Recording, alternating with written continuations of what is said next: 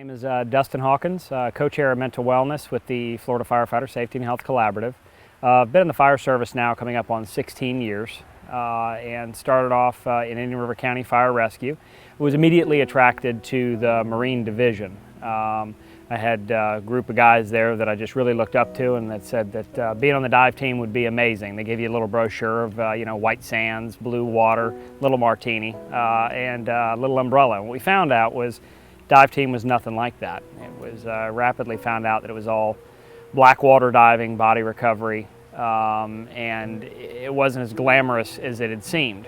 I think initially, with the culture in the fire service that we're in, is once you commit and sign up for something, you stick with it, even if you're uncomfortable, even if you don't like it. Not that I don't really think anybody likes black water diving and pulling a dead kid out of the river while their parents are screaming down from the bridge, but part of the time frame that you didn't say, hey, this makes me sick, this makes me uncomfortable, because everybody around you seems okay, so you don't say anything. So I stuck with it. After 14 years of being on the dive team and working, we had a 28-foot or 25-foot Boston whaler, and just really being part of my identity and who I'd become was I'm a diver for Indian River County Fire Rescue. That's what I do. And not telling anybody about a lot of the concerns and uncomfortable and issues that were coming with the work that coincides with being on that dive team. On a normal day, middle of the afternoon, I remember the air show was going. We had beautiful F-16s flying over the station. We were doing our annual service on the fireboat. The changing out missing light bulbs, doing the water pump, waxing the hull, things like that. We had the fireboat pulled out in the bay, and we had all of our nice, wonderful safety standards that we grow comfortable with the fire service. We have job task cards. If you're using something with your hands, you put on gloves. If you got an overhead obstacle, you put on a helmet. Well, the Marine Division was no different. All hatches open, batteries off, trailer in the bay, bays open so breeze blows through. A normal day. Nobody ever really thinks that anything's going to go wrong when you're waxing a boat or swapping a pump out. It's what we're comfortable with. It's what we're used to.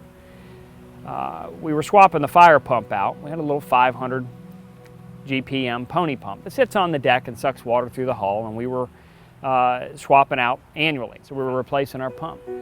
And the end of the day, we're getting ready to wrap up for dinner, and we cleaned up all our tools, and the last thing to be done was to swap out the fire pump. So we had the brand new pump on the ground, and the old pump had to be removed from the deck. There were these little Mylar blocks. It was interesting that day. We had a guy that had just gotten hired. Bill, amazing guy, Bill. Been volunteering with us for several years. Just one of those guys that like with the Explorers program, volunteers. This guy's going to be a valuable addition to our family. He got hired. He just got his call the day before, and he had a little baby on the way. And he goes, hey, I'll crawl in and pop those screws off the bottom. They're just little Mylar grabs that holds a round bar. And you have to take a Phillips head screwdriver and pull it from underneath the deck. And I had already gotten cleaned up for the day, and he goes, no, I'll jump in there, Dustin, I'll crawl in. And there's an area that you have to crawl in called the coffin. I wish we'd call it something different than that now. Looking forward, we take a look at what we call it, and we refer to that thing, the thing that we shall not call the coffin, but we called it the coffin because we keep the body bags in there. It's an area that's about 2.5 foot wide by 12 foot long, and about enough clearance for you to work with your hands in front of you if you're laying on your back. So he crawled up and he goes, I got it. And he gets ready to hop in and crawl underneath in the muck of the bilge. And I said, no, man, I got it. The irony is I remember telling him, last thing we need is you getting hurt and pulling a hamstring before you get hired. Your first day's in a week. You look back at that now and you kind of wonder how many times in life you're given a warning or an uneasy feeling and you don't pay any mind to it because it's just a normal day. I laid on my back, crawled inside of the coffin, and my crew's on the deck, standing above me. So we've got our entire staff up top, entire engine company 2 and rescue unit. And I had pulled the first 2 screws out using an electric drill with a Phillips head screwdriver. Some people had asked when they'd read the newspaper article shortly after what happened, why were you drilling in a boat? It was an electric little drill with a Phillips head screw attachment. And I'd reached up and pulled the first 2 Phillips head screws out, while one of the crew was up top with a little 10mm box wrench holding the nylock, pulled the first two out and handed them up because they could see my feet. The rest of me was covered. And I pulled the first two screws, handed them up. One of the crew member had grabbed it. And I went to go remove the third because there was 4 in each block. And on the port side, when I stuck the drill up against the inside of that compartment, which was gel coated, and I squeezed the trigger, I remember the sound of the ignition. It's the sound we all are familiar with. You light a grill, you hear something ignite. You know, it's innocuous, but it's a different sound when you're trapped. And what had happened, the port side fuel tank had been leaking, and we didn't smell it. We didn't know. And there was a small plug inside of the gel coat, a thin area, where it had started to seep through. So the entire port nacelle had become saturated with fuel. And when I squeezed the trigger, the point on the brush had ignited that thin spot. And the hull basically ignited spontaneously and exploded. I remember that sound and suddenly being on fire. You know, as firefighters, we never think about, I mean, even in our own way we identify ourselves. What are you? I'm a firefighter. We never think about what happens with fire, that we actually can get hurt. I know I didn't. I guess maybe a comfort level with what we do. You don't think about firefighting. Hell, for that matter, majority of our calls for service are medical related. So we get so comfortable with it. I can tell you, as I learned in that moment, that there is no system of our body that's prepared for what fire can do to you physically, let alone the emotionally, which I hadn't even begun to be prepared or learn yet. My entire crew was on the top of the deck, heard the ignition, saw me ignite, and as quickly as I could crawl back out of the hull while on fire, and I was just screaming, "Put me out!" And I had stood up on the deck, which the coffin's fairly deep. I could still see flickering from the burning material on me and my skin, and I took a fall about 15 foot. I jumped up on the gunnel and fell off onto the concrete.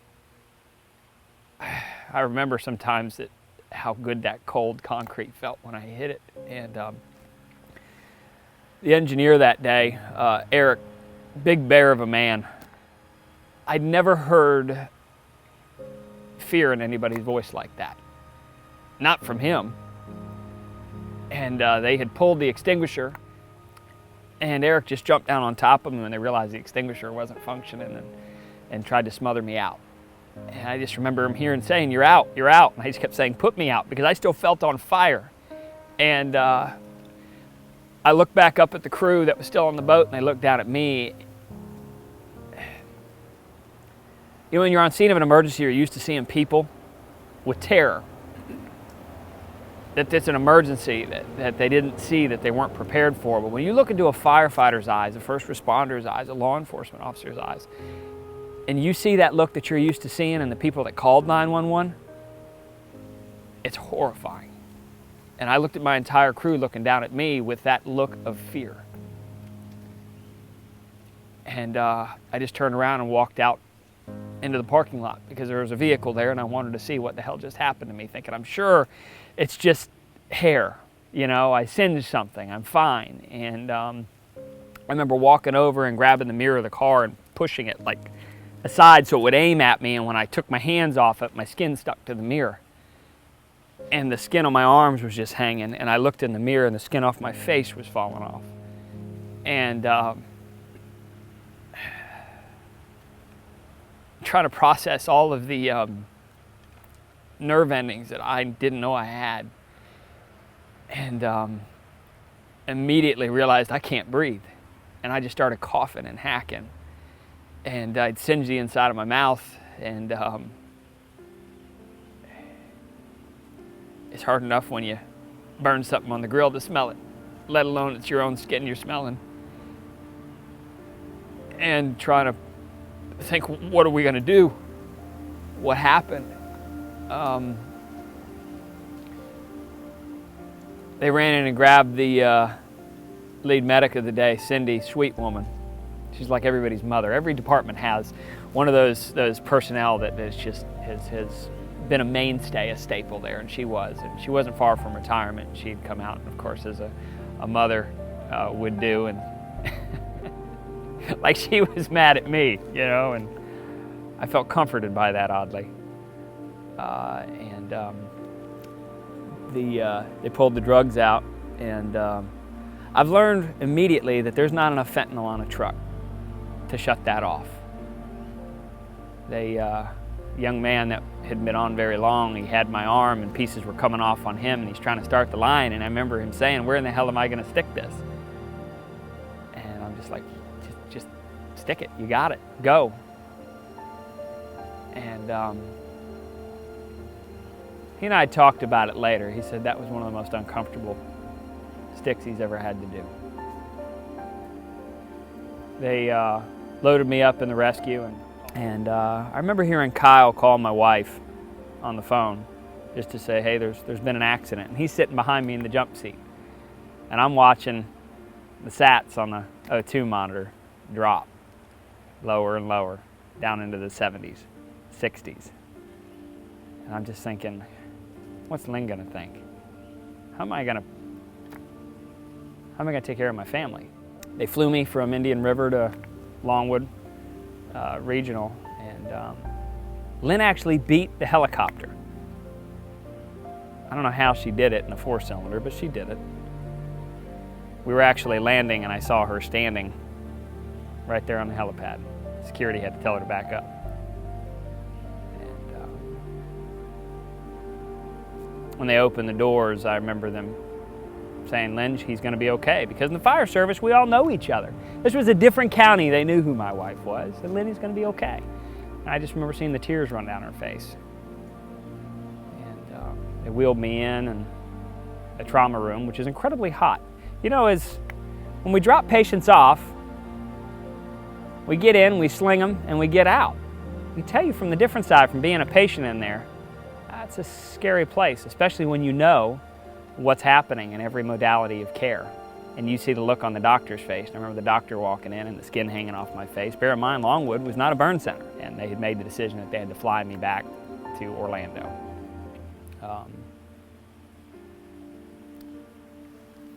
When I landed in Orlando, it was almost surreal. You fly in and you see the fireworks over Disney. The flight medics were amazing. Pushed every drop of fentanyl they had. But it didn't stop the pain, because he kept saying, how's your pain? And we always talk about the scale of 0 to 10. I said, it doesn't fit. You're out of numbers. It just wouldn't stop. I spent the next 2.5 weeks having a new understanding of what physical pain is. You know, I'm no stranger to broken bones and injuries. You know, when I started early on in the fire service, you know, I ended up with a beautiful smile because I got all my teeth knocked out by a 3-inch hose in fire school. I thought I knew what pain was.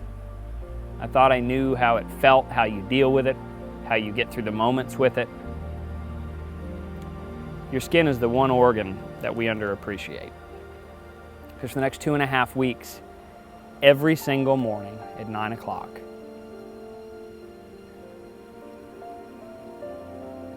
you'd hear your nurse come in. And you knew, even if you didn't have the clock, because all you did for the 22 hours that you weren't getting the skin ripped off of you is stare at the clock knowing it's coming again. And, you know, the nurses there were amazing angels. And you could hear as they'd make their rounds in that burn unit. You'd hear each burn patient closer and closer to you screaming or crying. or hear their family members sobbing as they walk into the hallway. And you knew when it was the room next to you, you were next.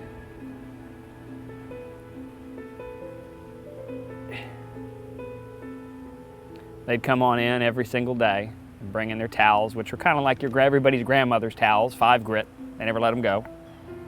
But they'd come in and you'd taste your drugs through your port. And they'd take you right down to where you were barely controlling your own airway. And then they'd start ripping the skin off your body. And you know that they have to. So they'd scrub and pull and pry and take about 10 minutes to remove an area of your arm about the size of a silver dollar. And you just beg for it to be over. You know, in the meanwhile, we talk about the politics of the fire service. And one of the things that we always say is, you know, brotherhood first. Be there for your brothers and sisters. And I can tell you that firefighters are pretty damn astounding. Men and women that I had never met that worked at OFD, traveled from across the other coast just to come see there and offer support to my family. It was amazing. Those are the things that lift firefighters' spirits when they don't see an end in sight. And I was touched by the locals that showed up, all of the firefighters that came to offer to cook dinner, to help, to sit with me and change bandages. It's amazing love that firefighters have. You know, firefighters were hardwired to put others first. And I didn't realize that sometimes our greatest attribute can be our most dangerous detriment to ourselves. But after my grafts were sewn on, Susan came in and said, "Hey, I really want you to talk to a psychologist." And I still remember the feeling now, and I wish I could talk to myself from this point backwards, as we all do, as hindsight should be 20/20, but say, listen to this lady. She deals with burn patients all the time. And at that point, I was still a victim and didn't know it. I wasn't a burn survivor. I was a burn victim. And I told her, no, I'm good. I don't need to talk to a psychologist. Come on, my childhood was all right. You know, I don't have any weird proclivities. I'm fine. I just want to get out of here and eat normal food and go back to work. And I said no. And I remember her telling me, she goes, you know, you firemen are a pain in the butt. She goes, I don't get you. She goes, I patched up a firefighter about a year ago, just like you. And he went back on the job, and he was one of the firefighters that died in the Carolina fires. He goes, I patched him up and he went back in. I remember seeing the tears roll down her face, almost disappointed, like she couldn't fix us. I didn't understand why she was upset. I just thought she was a nice lady that was upset I didn't use her head doctor. And when I look back, there's a reason burn patients, when they're a victim still, don't talk to one another. Because there's nothing that you can say to one another. You know what your time slot is. You know that there is no drug in the world that's going to shut that pain off. And you don't know what the future holds. And you don't want to talk to anybody about it. Because when you see another burn patient going through that, there's nothing that you can say to one another. But you know when you see another burn victim. You know when you see another burn survivor. I left the hospital and came home, and I was just trying to learn how to use my hands again. Get used to being on gabapentin, trying to stay awake. When the nerves started firing underneath some of the grafts, try not to scare my family when it looked like I was having a seizure while I was standing up. And at that point, all I'm thinking is, can I do this job anymore? And terrified at the same time, what if another firefighter hears that I even think that I can't do this job anymore? What the hell good am I? And terrified that that thought was inside of my head and I had nobody around me that I thought that I could talk to. That's not true. But firefighters have a great way of teaching themselves. If you don't think you can do it anymore, then you weren't cut out for it in the first place.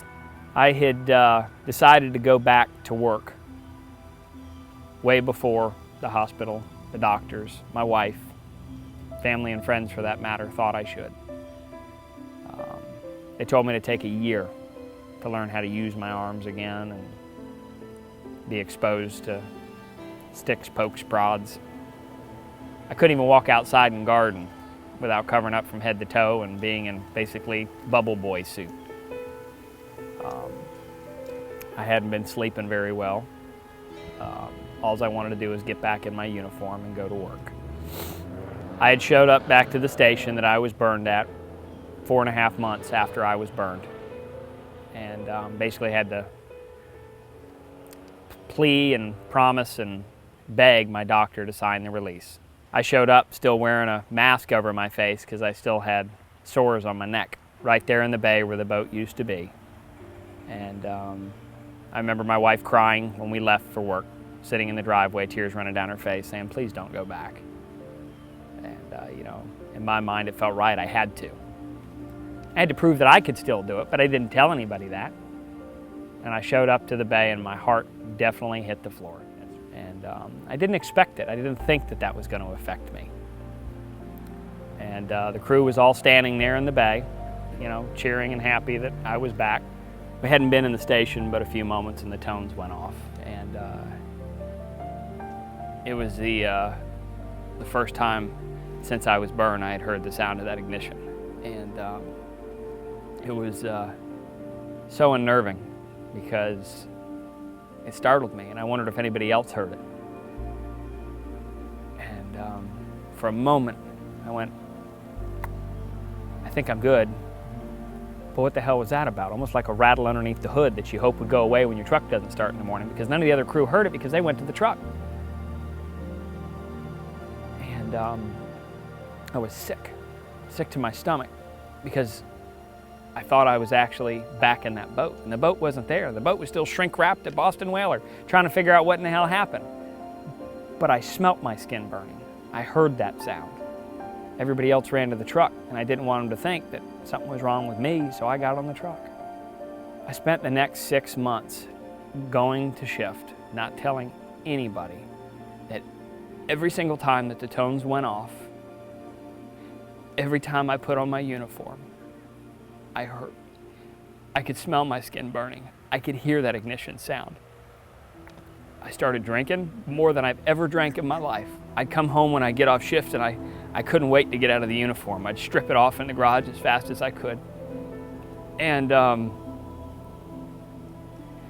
my skinny butt, I found, could drink a 750 of rum every 2 days. And my family thought I was getting better because I was happy.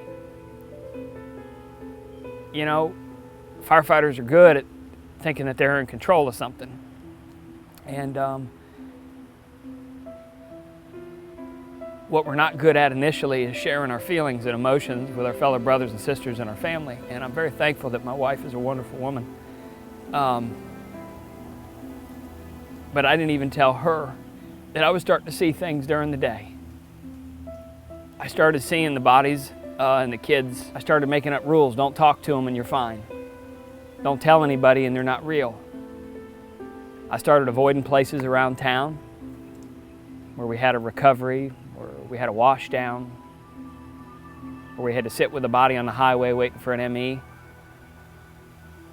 thinking I can't tell anybody because they're going to think I've lost my mind, that I'm the only one in the world that sees this stuff.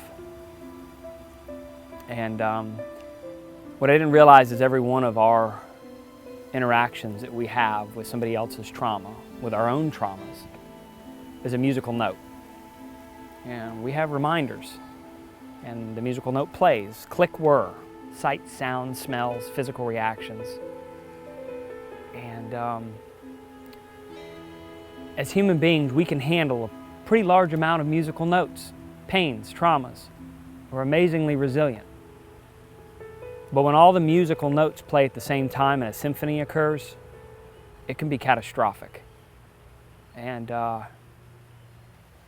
after 8.5 months of being on duty, not telling anybody that I wasn't sleeping 2-3 days at a time, not telling anybody that I was drinking as much as I was,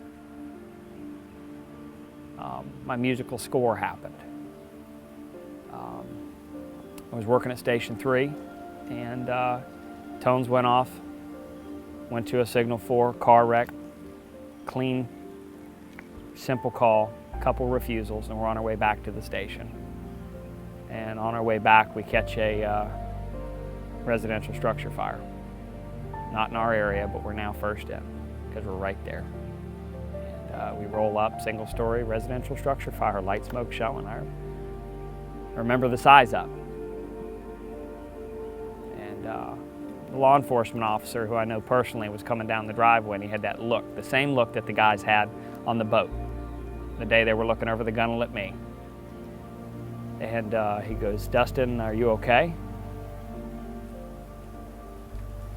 It didn't make any sense. What does that have to do with what we're here to do? We got a job to do. You know, we're muscle memory as firefighters. And I was still looking at him in kind of bewilderment, like, what do you mean, am I okay? And out of my peripheral, coming down the garage, I realized why he had asked that. There was a young man, his name is Ryan, wonderful young man. Family is just awesome people that we've become very, very close with over the years. Ryan was walking down the driveway as a walking, talking, second and third degree burn patient. In the fire service, we don't see second and third degree burn patients from the waist up with the skin hanging off and their airways compromised, walking and talking. And he was coming down the driveway in his underwear with the skin hanging off his arms, off his hands, off his face. Just saying, "You don't know what this feels like, you got to help me." And everyone around me disappeared. Almost like it was a movie. The trucks were there, they were running, they were idling. I could hear the radio, but I didn't know what they were saying. And it freaked me out because the cop was standing right there just a minute ago and he was gone. My crew was gone, rescue was gone, engine was gone. The physical trucks were there, but everybody was gone, just me and this young man. And when I turned over my shoulder to find out where the crew went, and they were gone, I thought I was alone, and I turned around to see this young man again. He was gone, and it was me. Wearing my pants, my shirt, the day that I was burned, in my voice. And I'm thinking, did I just lose my mind? And firefighters like to have a logical process. Okay, I get it. This is happening because this kid was burned and I was burned. All right, it's got to be fine. Close your eyes, open them. It's still me. And there was still nobody around. And I couldn't figure out, why am I even talking on the radio? What did I just say?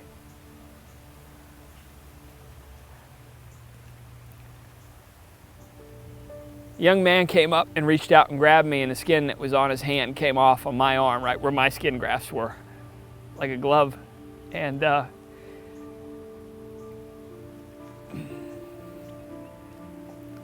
remember the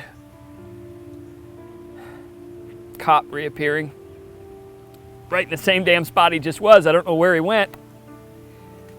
And I had tears running down my face, and he kept asking me, "Are you okay?"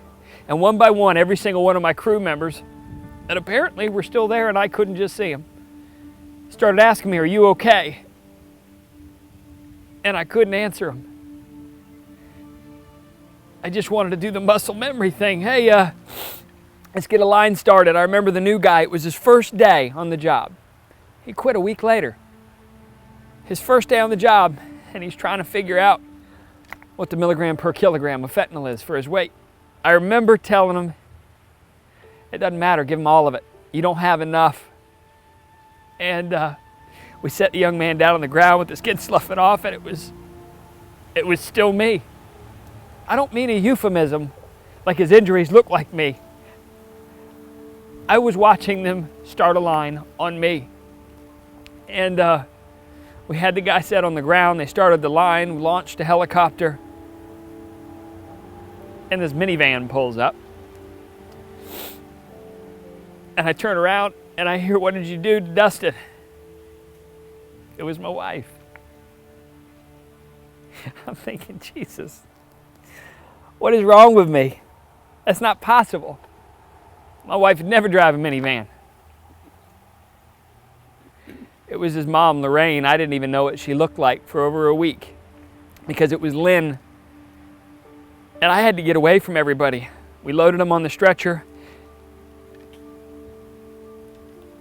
I handed what was in my hands to the battalion chief and said, I got to go inside and check for extension. And you know, it's like the captain knew. I don't know whether it was the tears running down my face or I just had to break away from the scene to go inside. There was no structural involvement. The young man was cooking French fries, playing Xbox. I went in the house and remember hearing the smoke alarm, the smell of burnt fry oil. They had a little bird, a parakeet, and every time he chirped, it bounced off the walls. And I walked in and I closed the door behind me, and the sound of the door hitting the stop and the latch hitting the strike was the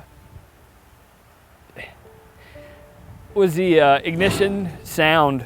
That I heard when I was on the boat, and I heard every night for the past 8 months, and that I've been trying to run away from and not tell anybody about. And I thought it was on fire, and I ripped my bunker gear off, and I collapsed on the floor, and I started crying, and I actually hurt like when they were tearing the skin off my body. And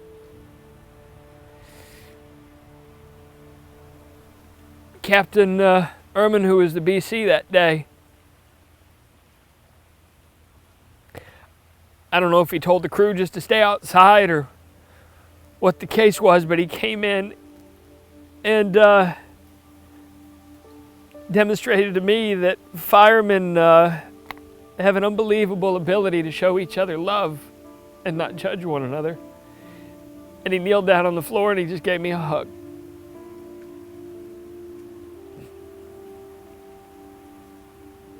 And just let me cry. He asked me, he goes, you want me to take you home? You know, as firefighters, we're always like, no, I'm going to stay on the ship, finish the tour. I needed to be home. And he loaded me up in his battalion chief vehicle once all the crews had left. And he drove me home into a totally different county. We had pulled up to the house about 5 o'clock at night. My wife was pulling into our driveway at the same time that a battalion chief vehicle from a different county, from my county, pulled in, and I was in the back seat. And I couldn't stop crying. I couldn't even hold myself up. I didn't know why. It was so embarrassing. Why am I crying? It doesn't make any sense. It's a structure fire. What the hell's the matter with you? I just couldn't stop. And I remember hearing my wife emotionally collapse. And Joe just giving her a hug. Lynn and I have talked about it since, and she goes, you know, I thought they'd finally killed you. That I'd say goodbye to you in the morning, and that was it. Joe said, no, he's here. And they basically had to pick me up out of the back of the truck. I remember feeling so odd that I wasn't even embarrassed. And I can go through all of these things and I can't even stop crying. And they carried me in the house. I cried for 2 weeks straight. If I was awake, I was crying. I couldn't stop. You could have said, I'll give you $1 million. You tell me why you're crying. I'll give you $1 million if you can stop crying for 1 second. I didn't know how to tell anybody that I couldn't. And that every single person that I had put in a body bag was here now. That I could see every one of them. And I didn't even want to drink to make it go away. And I reached out and I called my fire chief and said, I need help. I don't know what help means, but I need it. And he gave me a phone number, and it was terrifying to have that brochure in your hands and call that phone number. I had never in my life felt more like a piece of trash and a failure than I did when I called that number, because I thought, no other firefighters have ever used this. I'm the only one in the world that has ever had to do this. It was isolating. And I called, and I remember hearing this lady answer the phone. Thank you for calling your EAP. This is Health Advocate. You're on a recorded line. Do you feel like harming yourself or others? I'm thinking, who says that? No, I just want to stop crying. And she's like, well, talk to me. What's your problem? Let's see if we can find you an appropriate resource. And I unloaded on this woman for an hour. This poor lady was the call taker. I just didn't know how EAP worked. Nobody had ever told me. And I told her that I'm tired of getting on the uniform and feeling like everybody that I interact with dies. That every time the tones go off, like I'm the person causing that person's pain because nobody ever calls to say, hey, we want to hang out with our firefighters. That I was the cause of it. I truly believed. I know now that's not true, but I truly believed it. And that I was tired of going to sleep and waking up every 20 minutes thinking I'm on fire, like it replays like a video I can't escape. And now it's starting to mutate to I'm lighting my crew on fire, that I'm holding them in the bay. How do you tell your crew that when you fall asleep at night and everybody else is resting, that I'm gonna have a nightmare that I'm forcing you into that boat and watching you burn and I don't do a damn thing about it? How are they ever gonna trust you? I didn't even trust myself at that point. I told a lady I'm starting to dream that I'm lighting my wife and daughter on fire. And I just need it to stop. What do I do? And there was the longest pause on the phone. I said, hello, are you there? And the lady was crying. Firefighters, we immediately switched. I switched. I wasn't worried about me. I'm like, ma'am, are you okay? What can I do? Like the tones went off and I'm supposed to fix it or make it better, do no harm. And she just said, I didn't know firefighters went through this.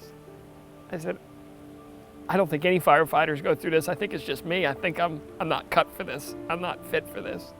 I need help. And she gave me a phone number, and I remember showing up at the Fellsmere Health Department. This is where we transport people from.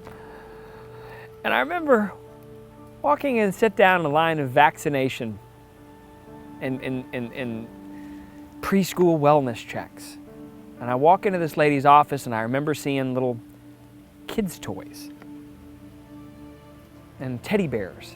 And I walk in and I look on her wall and she's a child psychologist. And I'm thinking, well, I guess I'll try anything at this point. Maybe they're going back really far first. And I remember pouring every nightmare that I couldn't escape out on this woman. And she goes, I think you have PTSD.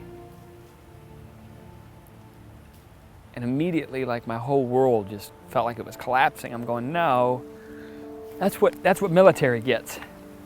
That's what cops get. Firemen don't get that. Is this contagious? I thought it was like herpes. I didn't know. What do you do? And she goes, well, I can't help you. You know, we're gonna have to find you somebody else. I'm like, well, okay, well, do you make a referral? She goes, no, you call your county's 1-800 number. And I had to start all over again. And I remember calling, thank you for calling EAP Health Advocates. Do you feel like harming yourself or others? I'm like, no, why would you say that? And they sent me to another psychologist. And I went to the lady and she had a manual on her desk for how to treat PTSD after they had already told her what she was dealing with. And she told me, she goes, I've never dealt with this. This isn't my specialty. Tell me what you have going on. And I let it out again, like, you know what, I'm gonna give this one shot. I let everything out, thinking this woman, maybe she'll fix it. She's got the manual. Hell, if I can put together a piece of IKEA furniture with a manual, she can fix whatever the hell broke in here. And the very first thing she asked of me after I let every nightmare that I had out, she goes, you know, you don't look that bad. You mind if I touch your scars? I got home and I called the 1-800 hotline. I told them that the first one was a child psychologist. The other lady asked to touch my scars, and the call taker said, I'm so sorry that they did that. But we're going to send you to somebody that gets PTSD, that can treat it. And they sent me, and I was there that afternoon. And the lady told me, after I finally found and thought that I had somebody that got my problems, she said she was going to give me some medication, and I didn't want it, but at that point, what the hell? But she goes, in order for you to come back and for you to see me, I need alternate payment. And I'm thinking, I thought this was part of our employment. I just remember feeling so abandoned. And I called my fire chief up from the parking lot and said, hey, we haven't paid our EAP bill. I finally found a counselor that I think might help this. And they're saying they can't see me anymore until I pay. And he goes, let me look into it.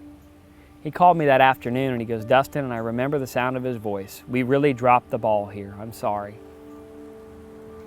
We gave you the wrong EAP phone number from a brochure we had in my desk. You have to start over with this new number. I went home and I sat on my porch and I called the new number. And for the first time in my life, when they said, do you feel like harming yourself or others, you're on a recorded line, it sounded like a good idea. Because I didn't want to go through it anymore. I didn't want to do that all over again. And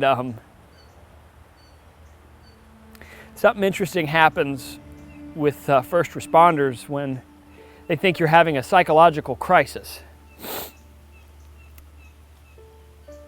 Everybody thinks you have a hearing problem because they walk up and go, hey buddy, how you feeling? And they start doing things like hiding your truck keys and putting little foam bumpers on the corners of furniture and hiding chopsticks and knives because they think they're helping you. And really what I can tell you is I was feeling more abandoned and alone than ever. Nobody would even trust me with a weed eater.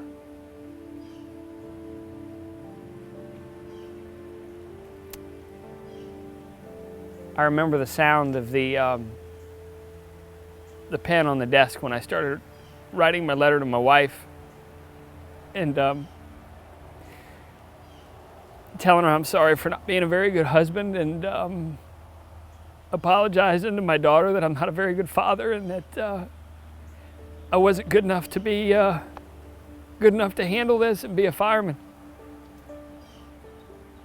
Because I thought everybody else around me was doing fine because this job never bothers anybody. Everybody makes it all the way to retirement and fishes and plays golf. And I'm not good enough to do it. I'm not supposed to be reacting to these things. And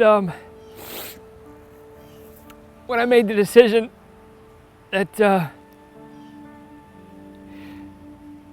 my family would be better off without me, it was the first time in months I felt good.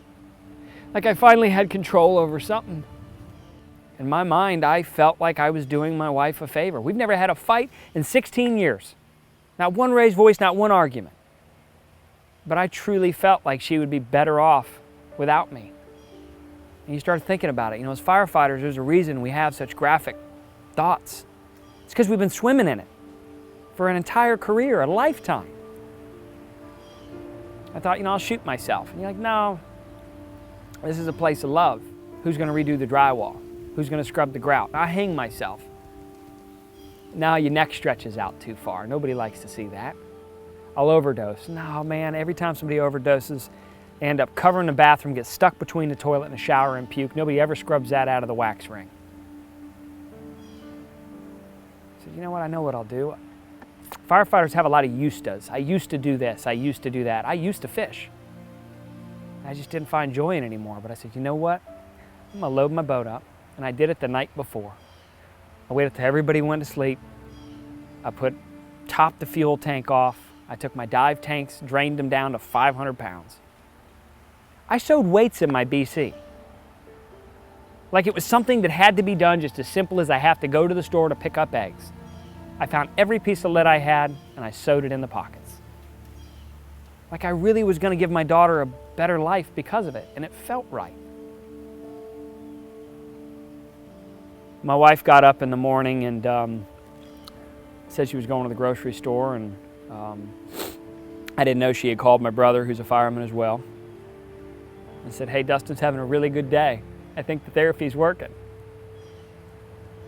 I was having a good day because I finally found peace that I was going to fix this, that I wasn't going to be afraid of the smell of gasoline. I was going to be terrified that I had to put my uniform on again, that I finally had found peace, and I was going to fix something. I was going to provide for my family. That's why everybody thought I was having a good day. And she gave me a kiss. I told her how much I loved her. And she went to the store.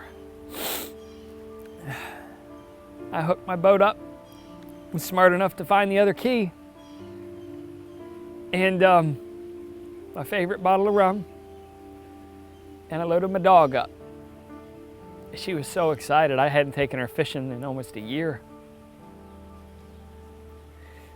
And we closed the gate up and pulled away.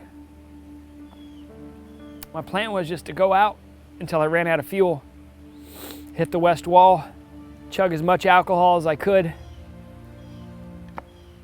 and kick over in full gear and black out. Thinking, man, nobody will ever think anything bad of me. I'll think, man, he had a good day, therapy was going well, and he had an accident. My wife will get insurance, my kids be fine, and the world will be better, and I could just watch it from a more peaceful place.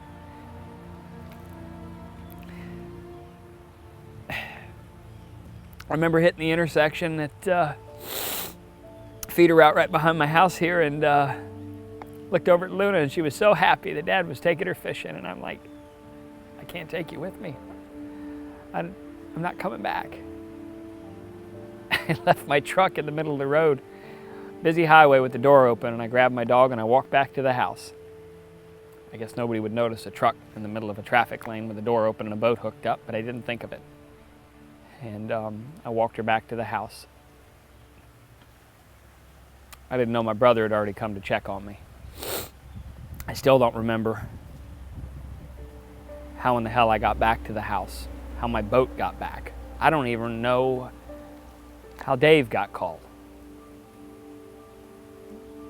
Firemen don't judge one another, especially in a time of crisis like we think. I remember my brother and I sitting down and Dave sitting down, and two things happened that I've seen happen countless times now with other firefighters. They say, "We didn't know, why didn't you tell us?" And then they say, "Thank God, I thought it was only me." I felt relief that it wasn't just me that thought this way and saw things and avoided places. And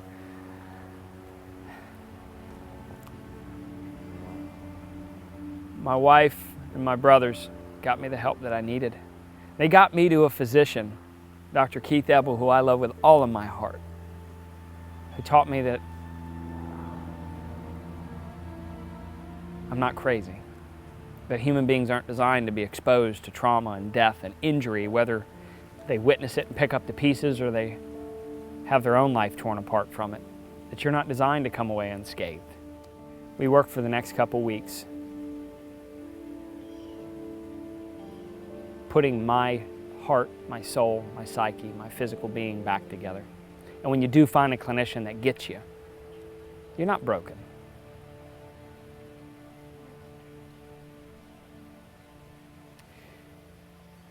My family was incredibly supportive of going to therapy. I started functioning again. I started finding joy again, started finding laughter and love again. Started realizing that the things we see and do don't have to be a detriment. Are they traumatic? Yes. Do they have to be potentially turn into post-traumatic stress? Yeah, they can potentially, but they don't have to. The things that we see and do and smell and try and scrub off of us and get out of our sinus cavities and meditate away, those things can be perspectives that allow us to thrive. David went to quite a few therapy sessions to make sure I got there. My wife always made sure I was there on time and had my back every step of the way. The irony is, after working alongside of David for 13 years, he was going through a tough time. He was going through a divorce.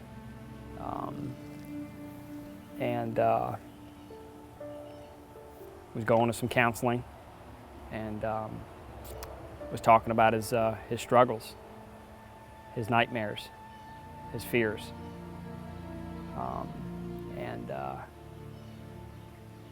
The irony of having somebody that had my back and supported and walked alongside with me with love.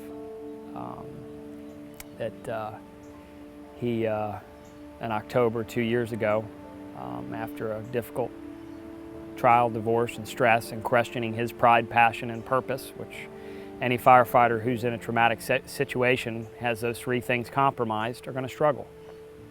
He got in his Class A uniform and kissed his kids goodbye and went into a field in Indian River County and shot himself in the head. Dave was always so supportive of me becoming the department chaplain and offering resources and mental wellness and love and support to others, and I always would say, Dastoon, I'm so proud of you. Keep up the good work. And when I got that phone call that night, I never wanted to run out into a field in the middle of the night when I sat there and waited with the family. And I'll hold him in my arms and put his brains back in his head. I remember picking him up at the ME's office to bring him back to the funeral home, and wondering when we looked at the sheet there that if those pieces of brain fragment was a good thought, or if it was a nightmare that he finally got out of his head. I miss him every day with all my heart. I share with people that when I do see him, I am going to give him a big hug and a kiss and kick him square in the balls afterwards, but I'll give him a hug again.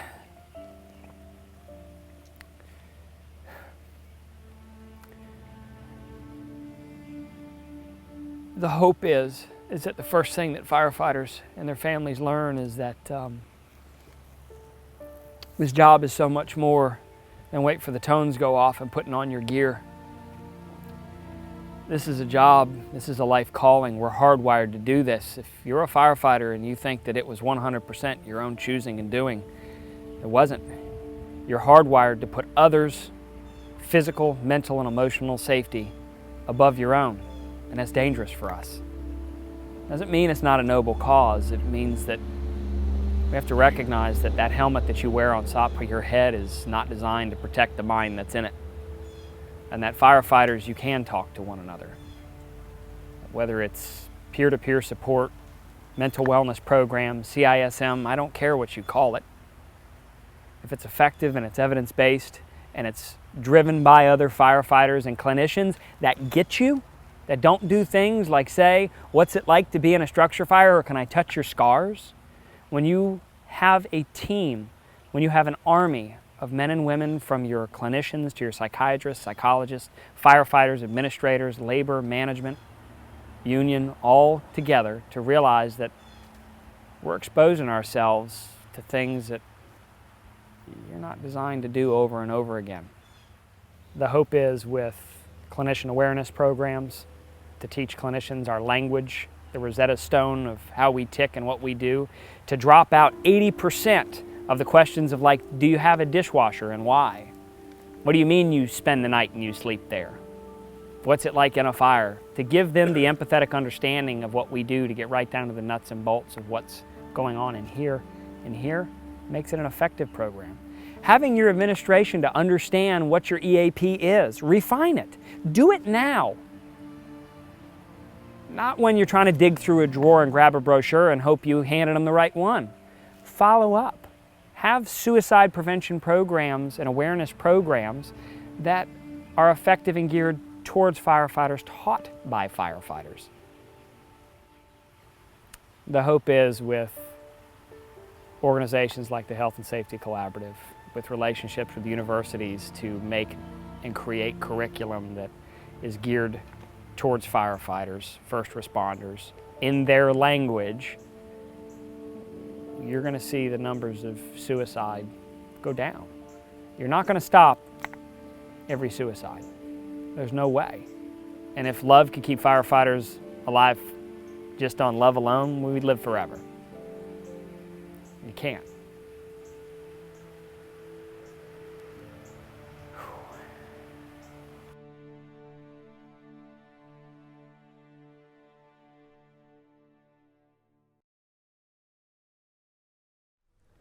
As first responders struggle daily to survive, and the attention shifts from just getting through a career to thriving long into a healthy retirement, it's time that we take a closer look at the protocols and practices that each department utilizes. For all of my brothers and sisters out there, the term stigma or reducing the stigma is prevalent in conversations when we look at post-traumatic stress, whether acute or long-term, or the co-occurring addictions. What I would like you to keep in mind that the first step on our road to resiliency is starting the conversation. Although it may be difficult at times to share what we think is an isolating incident or something that our brothers and sisters may think that doesn't affect them and only affects us. What I would like you to take away from this as you move forward through your career and home to your family and long into a healthy retirement is that all of the gear, equipment, and training that we are all provided with does not protect us from the things that we see.